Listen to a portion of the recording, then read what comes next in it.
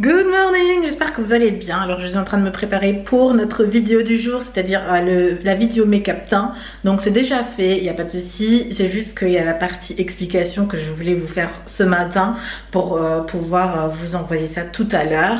Et en même temps, je pense que je vais faire une petite coiffure qui va avec et je vais le filmer au cas où, on sait jamais. Mais du coup, je sais pas quand je pourrai la poster. En tout cas, je viens de lire les premiers retours sur le podcast de hier et ça me touche énormément, ce genre de folie. Vraiment. Vous allez me voir tout le mois ici en fait. Hein. Je pense qu'il n'y a rien qui va changer. Je suis beaucoup chez moi en ce moment parce que je prépare plusieurs projets. Et même si on dit qu'il faut faire un projet et j'ai terminé un projet, ils se sont superposés. J'ai pris du retard dans d'autres et c'est juste la folie. Donc ce mois de mars, je vais être beaucoup chez moi. Mais en tout cas, donc vous allez me voir énormément ici. Mais pour vous dire que les retours m'ont énormément touchée. Ça a été en fait...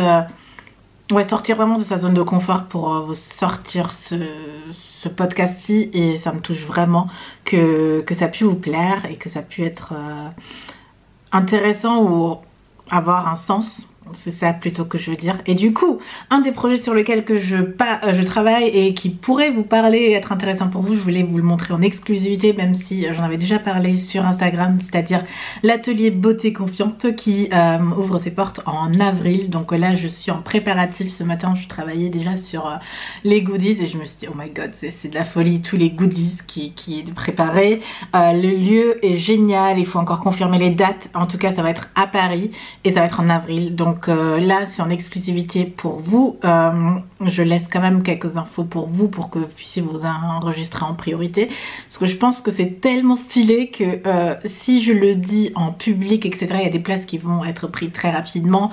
C'est possible, je sais pas, ça peut être un flop aussi, c'est possible. Mais en tout cas, si à vous, ça vous a parlé, surtout par rapport au podcast de hier, ben c'est exactement ce que vous allez retrouver en vrai en fait avec l'atelier où je viens en vrai et on parle de beauté, principalement de maquillage et un peu de soins parce que ça va ensemble, mais ça va être le sujet principal, la beauté en termes de mise en beauté. Et les places vont être limitées à 20 personnes, du coup on a le temps de vraiment discuter. Vous savez que j'adore poser les bonnes questions pour vous aider à choisir, pour vous aider à vous révéler et ainsi de suite. Donc en fait on passe en vrai en fait tout ce que je fais en réel et je trouve l'idée géniale. On travaille dessus déjà depuis quelques semaines déjà et aujourd'hui je faisais la partie goodies et je suis genre vous allez être gâtés quoi, les participants vont être tellement gâtés.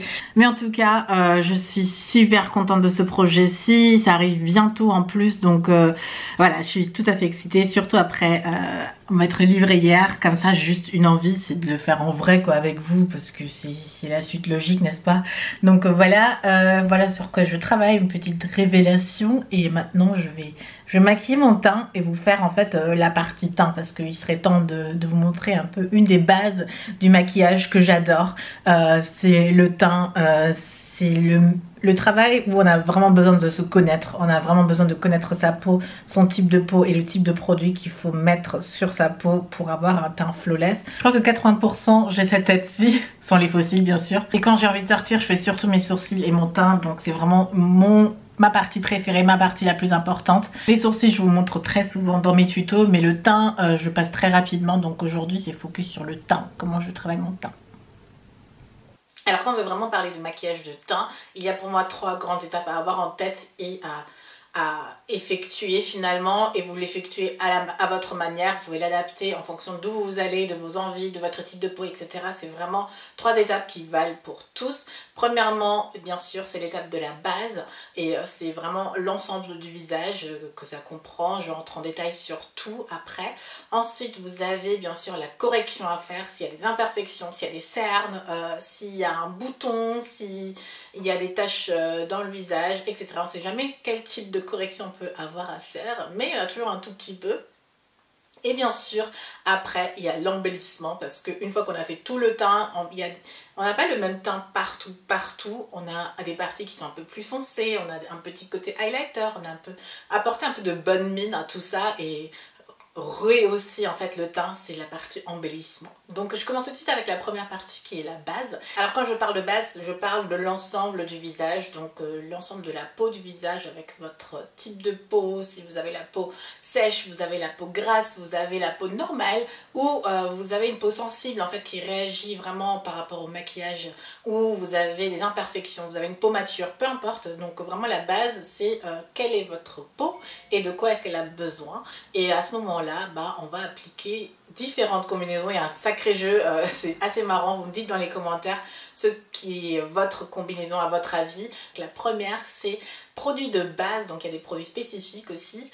Ensuite fond de teint plus poudre. On peut aussi choisir produit de base plus juste le fond de teint, ou on peut aussi faire produit de base plus poudre, ou quand on a une peau flawless et qu'on n'a pas vraiment besoin de quoi que ce soit, on peut juste utiliser un produit de base. Et quand je parle de produit de base, je veux dire soit la crème hydratante quand vous faites votre routine de teint, parce que la crème hydratante va être votre bouclier pour la journée. C'est le dernier produit qu'on applique sur sa peau et ça apporte un certain effet.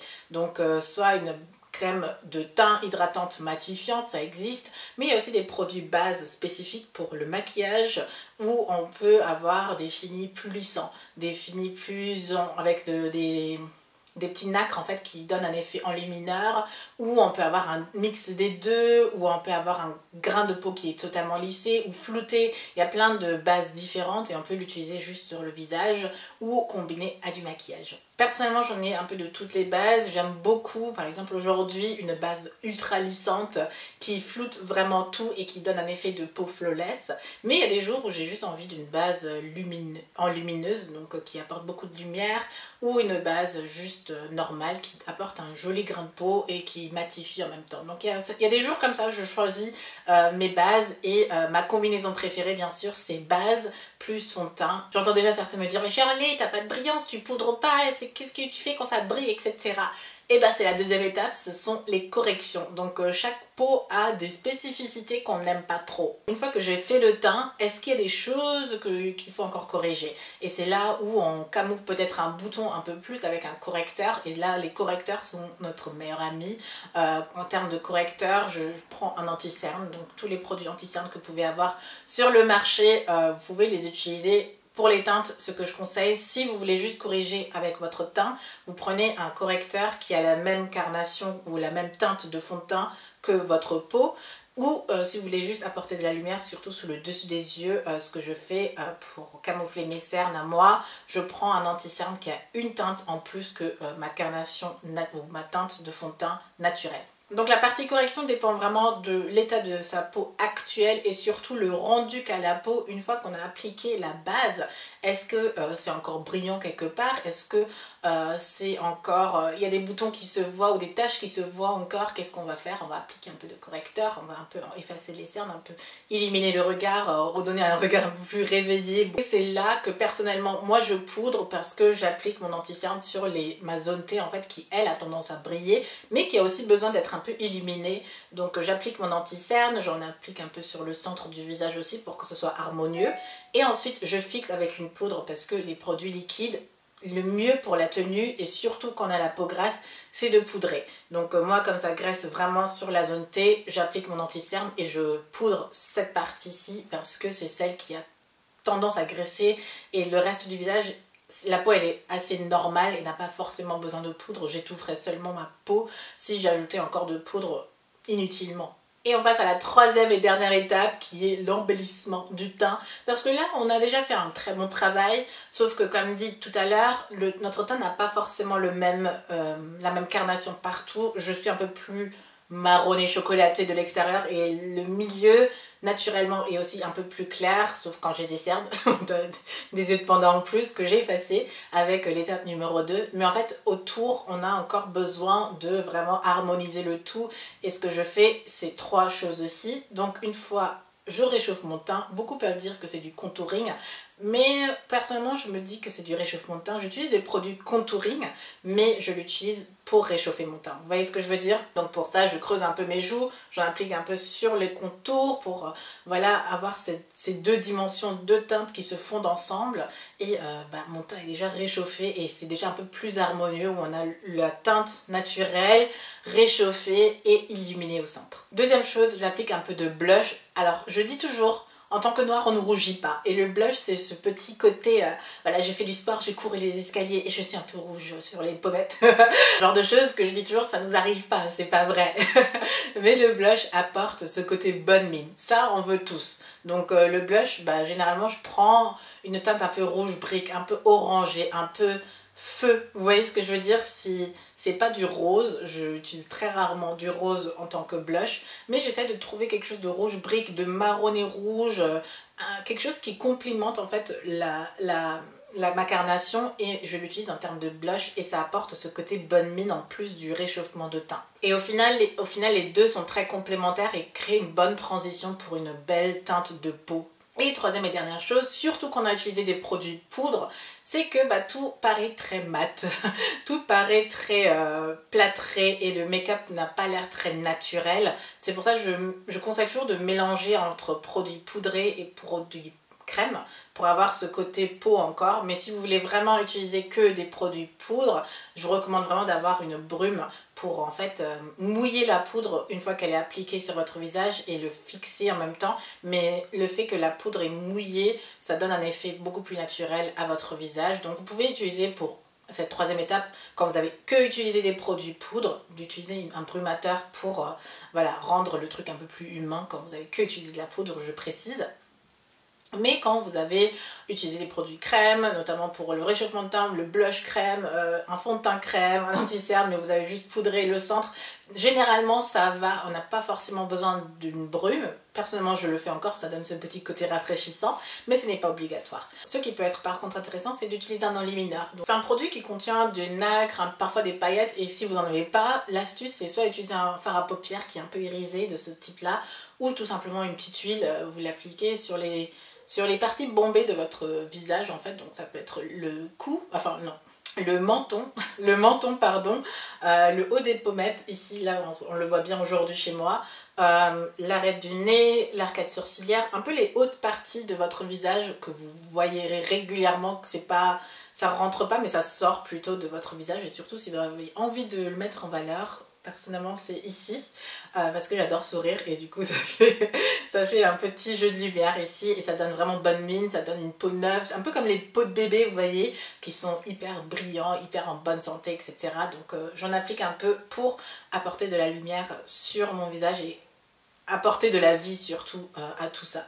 Voilà la troisième chose que je fais pour embellir mon teint, et tout le reste qu'on fait en termes de maquillage pour les yeux, les lèvres, etc. vient en complément du teint, mais ne concerne pas forcément le teint. Une fois que vous avez fait ces trois étapes, votre teint normalement est travaillé et vous pouvez faire la chose la plus simple au monde. Si vous n'avez vraiment pas de temps, vous pouvez utiliser juste votre crème hydratante, utiliser juste un correcteur vite fait pour cacher un petit bouton, etc. Et si vous êtes un peu plus fancy, appliquez un tout petit peu de blush avec votre rouge à lèvres, allez vite, ou vous mettez un peu d'huile sur les petites pommettes ou les parties d'huile sèche pour le visage, je précise, mais qui apporte cette petite lumière que vous avez envie, et c'est fini. Par contre, si vous voulez aller un peu plus high-tech, je vous laisse bien sûr avec mes tutos beauté où je vous montre plein de maquillages différents et je reproduis. Vous allez voir et remarquer que je suis vraiment ces étapes à chaque fois. Ça va être drôle si vous revoyez ça et que vous remarquez, ah ouais, les trois étapes sont tout le temps là. Voilà, travailler son teint n'a plus aucun secret pour vous. Il n'y a vraiment que 3 étapes et dans les 3 étapes, vous savez quoi faire. Et j'ai hâte, ou j'aimerais beaucoup, lire vos combinaisons, vos astuces, vos 3 étapes, etc. Et si vous avez liké cette vidéo, si ça vous a aidé, si vous avez découvert les 3 étapes du maquillage de teint, n'hésitez pas à me donner un thumbs up, à me dire ça dans les commentaires. Moi, je vous retrouve très bientôt pour une prochaine vidéo et je vous fais plein de bisous. Bye! Je suis trop contente du résultat et du résultat du make-up des vidéos que je viens de filmer. Ça m'a pas mis tant de temps que je pensais, mais je sais que le montage va me tuer. Donc je fais ma petite pause de midi là et j'enchaîne pour monter. Je pense que j'ai encore une vidéo à filmer là maintenant, donc je vais en profiter pour le faire. À chaque fois je me tourne parce que je vois les toilettes et je me dis c'est le pire fond qu'on peut avoir. Mais en même temps la lumière vient de là, donc n'importe quoi. Bref. Qu'est-ce que je mange à midi? Rien de spécial, Monsieur Coco est parti. Je pense que cette année là, depuis l'année dernière déjà, ça va faire un an qu'on bosse tous les deux vraiment à fond. On est tous les deux sur du big projet pro et ça fait qu'on se voit pas beaucoup là. Là il est parti et la semaine prochaine c'est son anniversaire et je suis en pleine préparation pour son anniversaire aussi. Il va avoir 30 ans, on a le même âge, donc lui va avoir 30 ans, moi aussi lui va avoir 30 ans. Mais le sien arrive plus tôt, donc c'est d'abord pour lui toutes ces préparations. Donc à côté du boulot, c'est ce que je fais si jamais je peux vous parler un peu de ma vie de manière générale. Ça fait bizarre en fait, ça fait un gros step. Dans la vie, j'ai l'impression, on est content de où on est. Je suis super contente d'avoir 30 ans, c'est bizarre, j'imaginais pas du tout ça. Je suis plus contente d'avoir 30 ans que 20 ans, on dirait. Mais voilà, je me fais une petite soupe, rien de spécial en fait. On n'a pas le temps, vraiment. Enfin, alors ce que je viens de dire est assez faux. Dire qu'on n'a pas le temps et d'aller de pression en pression, c'est pas vraiment ce que je veux véhiculer, c'est pas vraiment ce que je pense et c'est pas vraiment ce que je veux faire. C'est juste qu'à midi, c'est une journée de travail et j'essaie de faire pas de grosses coupures à midi pour rester dans le bain du travail parce que c'est le plus important et je préfère chill le soir. Voilà ce que je voulais dire. Donc à midi, je me fais en fait des trucs un peu banals comme la soupe ou les raviolis que vous avez vu l'autre jour. C'est vraiment des petits plats rapides pour que je puisse enchaîner avec ma journée parce que ma journée j'ai envie de faire des choses et le soir j'ai envie de profiter, de manger et bon il y a d'autres jours où je mange à midi aussi mais c'est quand ma journée n'est pas aussi chargée et comme dit on est sur plein de projets. Voilà c'est tout pour aujourd'hui et je enchaîne mon montage pour que je puisse vous le poster à temps et blablabla. Je suis fan du make-up et de la coiffure surtout. Si ça vous dit vraiment, je vous le mets dans un de mes vlogs mars. Vous me dites ça dans vos suggestions. Merci d'ailleurs pour toutes les suggestions qui arrivent. Donc je pense qu'à partir de demain, mercredi, je peux commencer à préparer ma deuxième semaine déjà, c'est waouh. Et si vous êtes intéressé par l'atelier beauté confiante, n'hésitez surtout pas à prendre votre place. C'est juste extraordinaire et je veux vous rencontrer, je veux passer un moment extraordinaire, ramener tout ce qu'on vit là maintenant virtuellement dans la réalité et voilà, à demain.